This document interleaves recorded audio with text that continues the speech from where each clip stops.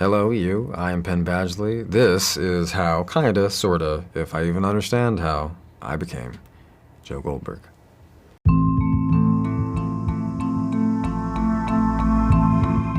Right here, Prince John. Fame, definitely. Took a bit of getting used to.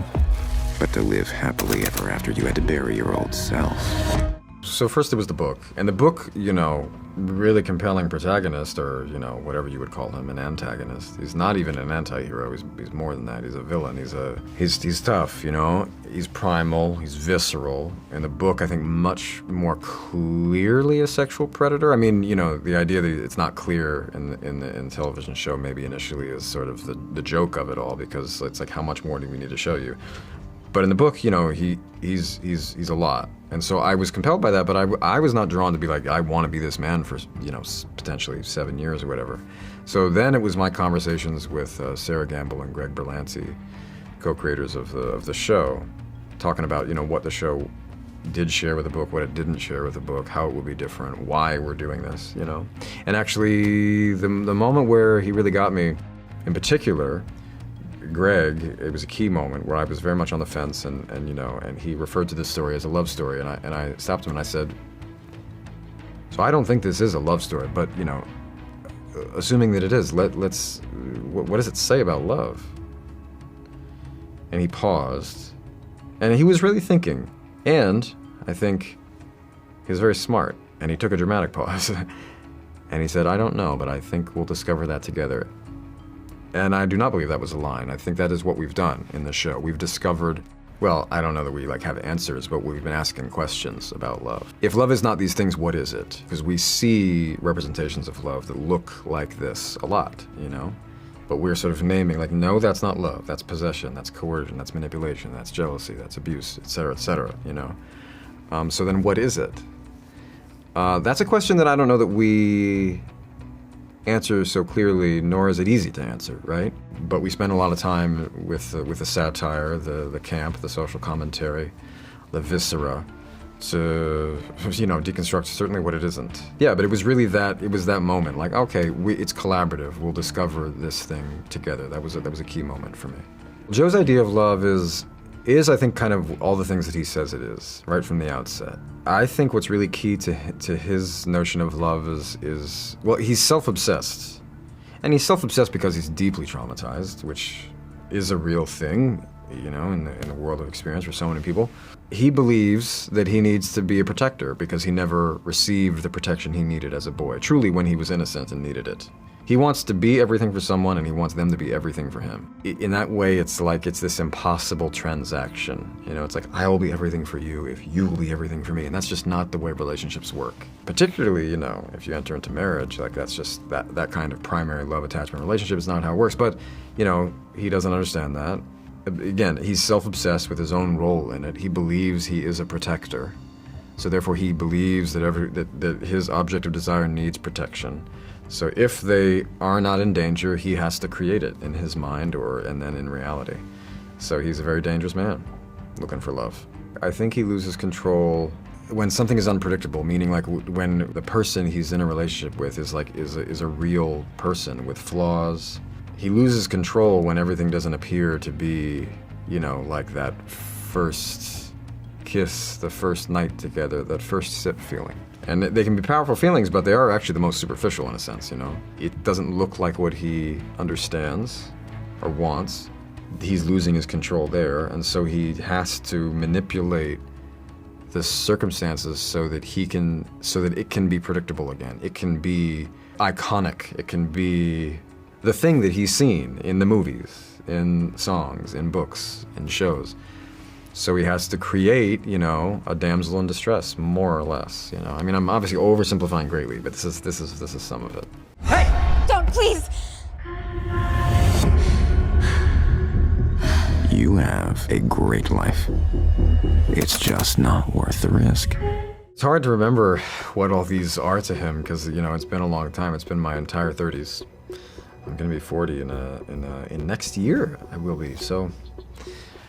So forgive me if it's hard to recall Guinevere Beck. Well, she wasn't really the first. She's the first to us, but she's not actually the first. So to him, What does she represent? I think she represents somehow purity. Even though he quickly discovers that she's impure, and I think that's somehow what he sees. Purity and potential. I think he believes in her as a writer somewhat. Not that much, because he's kind of like giving her the side eye from the beginning of just creative, as a writer. I think he's like, he still has some remarks about it, but yeah, I'll go ahead and say purity and potential. Joe with love. When he meets her, what does he first see? Well, she's really coming after him in the beginning, we think. Turns out he's going after her, but she is aware of that. So I think technically speaking, Joe had the most potential with love. They had the most potential with each other. So at first he sees the myth of this pixie young woman who's artsy and a talented chef. She's caring, she's such a caretaker, and she wants him. It's just like, it's too good to be true. And then what does he see but himself? Then he sees himself, and that's when he wants to, literally he's about to gouge her in the neck, right? He's about to gouge her in the neck until she says she's pregnant, and then, oh, it's different now. You're not me, but that's me, This man, self-obsessed. Coming out of season 1, what we all had to do for season 2 was like, it's got to really subvert the form, We're working with the same formula and form, but we've got to really change it somehow, subvert it, just a twist. So the fact that love was going to be just like Joe, basically, not entirely, but she's a killer. She's willing to kill in order to protect, right? That's what she believes she has to do. He's met his match in a way that he really didn't have before or after. So she is, I think, in some ways, like the show could have gone in a different direction and been like them just together and being like, wow, I can't believe it, but I found my soulmate, because she could accept him. But that's the show if it was about two people, The show's not about them. It's called You, not them or us or her. It's you, which is me. And that's him. I don't know what else I could say about that. But love is kind of, if it was ever going to work for Joe, it was her. And so therefore all the scenes had the most potential, the most charge, the most chemistry, If it was ever going to work for Joe, it would have happened there. But the whole point is that it's not meant to. Marianne, she's more in danger than anybody's been, I think. Of the ones he falls in love with, she's really in danger. So he just sees somebody who needs help, and he's just like, And she loves books, okay, fine. But she's in danger, and he needs to save her. He loves that. Kate. Well, initially, doesn't he hate her? Initially, Kate is not what he wants, he thinks. He's compelled. He's trying to find how she needs help, actually. He's like, this woman does not need my help. She hates me. Can't be true. I'm gonna watch until I can understand how she does need my help.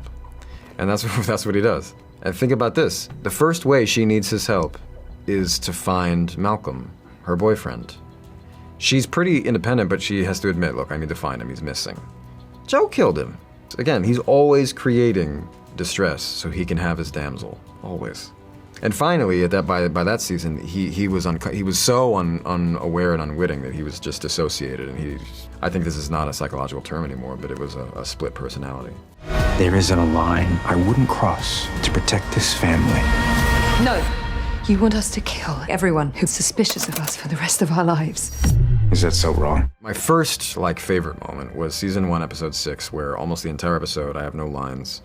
I've got prosthetics on, a swollen eye shut, bruising and cuts, swollen lip, a gash on my forehead. So I basically was wearing a mask. It was like some epic Greek drama, and it was all just physicality.